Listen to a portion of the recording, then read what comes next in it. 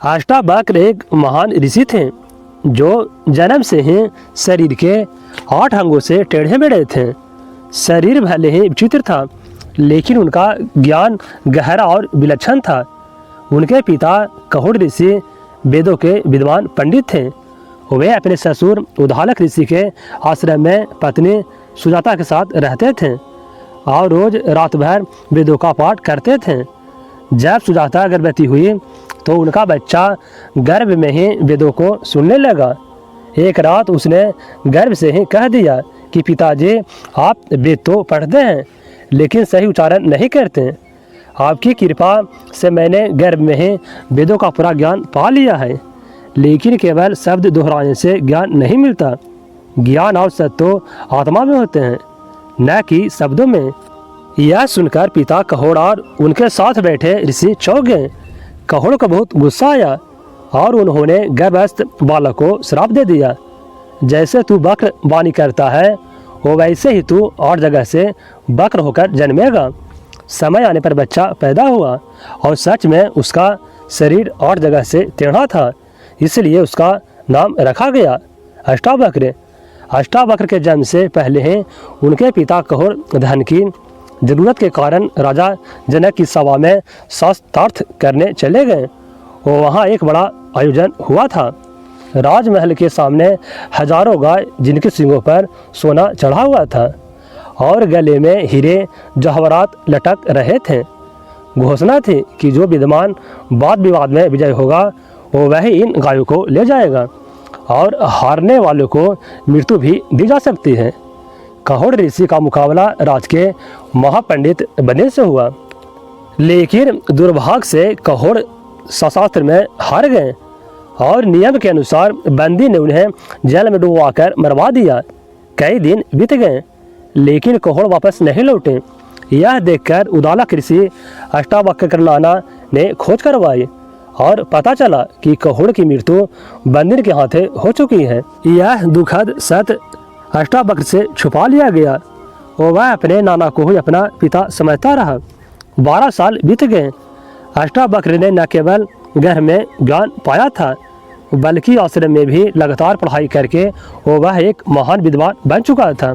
12 वर्षों के गहन अध्ययन के बाद अष्टावक्र अत्यंत बुद्धिमान हो चुका था। उसकी बुद्धि को लोग ब्रह्मा के समान मानते थे। एक दिन अचानक उसे सच का पता चला कि जिसे वह अपना पिता समझता था वह तो उसके नाना है और उसके सच्चे पिता कहोड़ ऋषि बंदी के हाथों शास्त्र में हारकर जल में डुबो दिए गए थे। यह जानकर अष्टावक्र का दिल टूट गया। उसने तुरंत अपनी माँ से कहा, माँ मुझे आज्ञा दो, मैं अभी जाकर उस बंदी को हराकर पिता का सम्मान वापस लाऊंगा। माँ ने बहुत समझाया, तू अभी बच्चा है बेटा, और वहाँ तुझे हार या अपमान का सामना करना पड़ सकता है। लेकिन अष्टावक्र डिगा नहीं। उसने कहा, शरीर चाहे जैसा हो पर ज्ञान की शक्ति में कोई बाधा नहीं है। अंततः वह अपने मामा श्वेतकेतु को साथ लेकर राजा जनक की नगरी की ओर चल पड़ा, जहाँ उस समय महायज्ञ का आयोजन चल रहा था। देश भर से बड़े बड़े विद्वान वहाँ पहुँचे थे। राजमहल पहुंचकर अष्टावक्र ने भीतर जाने की कोशिश की, लेकिन द्वारपाल ने रोक दिया। बालकों को अंदर जाने की अनुमति नहीं है, उसने सख्ती से कहा। केवल वृद्ध और चतुर ब्राह्मण ही अंदर जा सकते हैं। तब अष्टावक्र ने बड़ी गंभीरता से कहा, क्या सिर के सफ़ेद बाल ही वृद्ध होने का प्रमाण है? जो ज्ञान में पूर्ण हो वही वास्तव में महापुरुष होता है, चाहे वह बालक ही क्यों न हो। हम यहाँ तुम्हारे राज पंडित बंदिन में शास्त्रार्थ करने आए हैं और उसे प्राप्त करके दिखाएंगे। द्वारपाल उनकी वाणी सुनकर चकित रह गया और उन्हें सभा में प्रवेश दे दिया। अष्टावक्र सभा में पहुँचा। राजा जनक और सारे विद्वान पंडित वहाँ उपस्थित थे।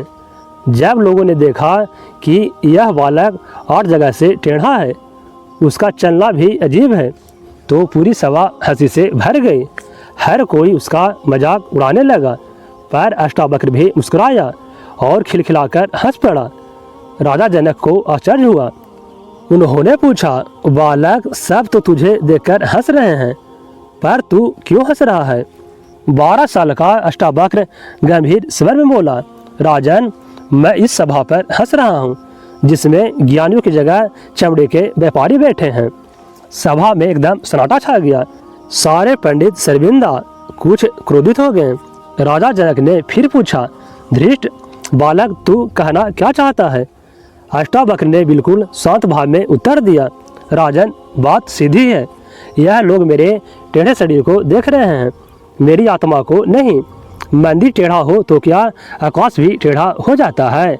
घड़ा फूट जाए तो क्या पानी भी फूट जाता है? नहीं ना, मैं शरीर नहीं हूँ, मैं आत्मा हूँ। कृपया करके मेरी आत्मा को देखिए, न कि मेरी देह को। उसके ज्ञान से भरे शब्दों ने सभा के सारे विद्वानों को हिलाकर रख दिया। वे चुप हो गए, लज्जित हो गए और अपने अहंकार पर पछताने लगे। अष्टावक्र ने सीधे राजा जनक की ओर देखा और कहा कि राजन, अब मैं उस पंडित बंदिन से मिलना चाहता हूँ जो आपकी सभा में सबसे बड़ा माना जाता है और जिसने मेरे पिता को हराकर डुबो दिया था। मैं उससे अद्वैत ब्रह्मा ज्ञान पर शास्त्र करने आया हूँ। राजा जनक चौंके।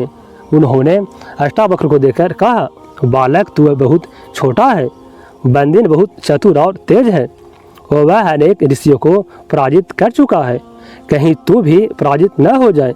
लेकिन अष्टावक्र ने विनम्र परंतु दृढ़ स्वर में उत्तर दिया, राजन, मेरा आकार छोटा है लेकिन विचार और ज्ञान विशाल है, मैं पीछे नहीं हटूंगा। राजा जनक को अब लगने लगा कि यह बालक समान नहीं बल्कि असाधारण प्रतिभा का धनी है। उन्होंने अष्टावक्र की बुद्धि की परीक्षा लेने का निर्णय लिया। जनक ने अष्टावक्र से कठिनतम प्रश्न पूछे, पर अष्टावक्र ने तुरंत ही उसके उत्तर दे दिए।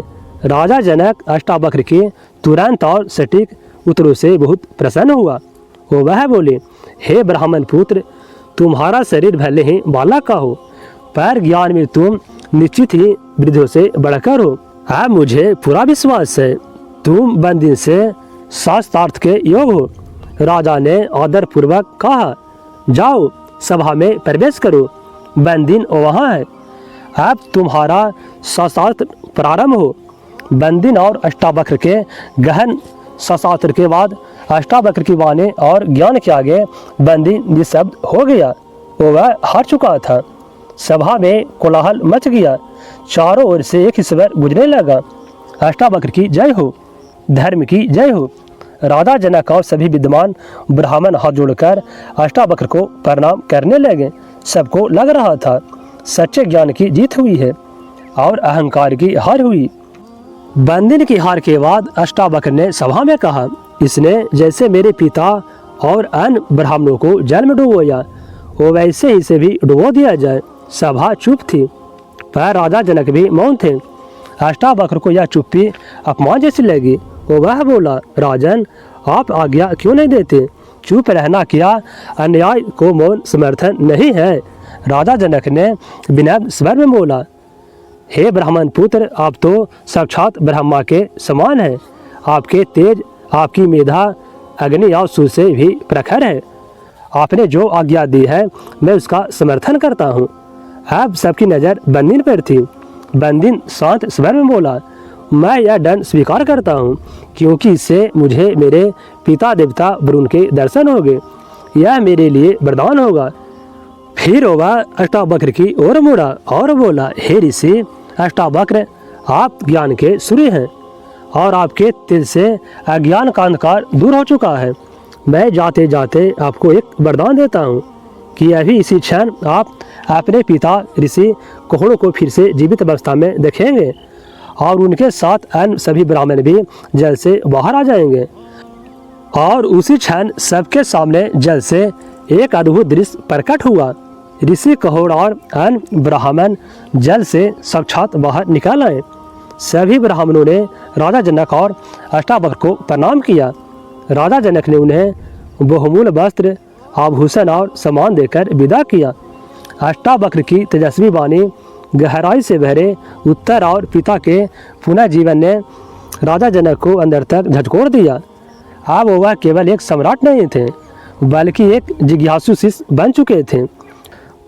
अगली सुबह जब राजा जनक महल से बाहर निकले तो उन्होंने मार्ग में अष्टावक्र को देखा। घोड़े से उतरकर राजा जनक ने साष्टांग प्रणाम किया और कहा, महामुनि कृपया मुझे वह ज्ञान दीजिए जो मृत्यु से परे हो, जो आत्मा को जानने वाला है, जो जन्म और मरण के बंधनों से मुक्ति दिलाता है।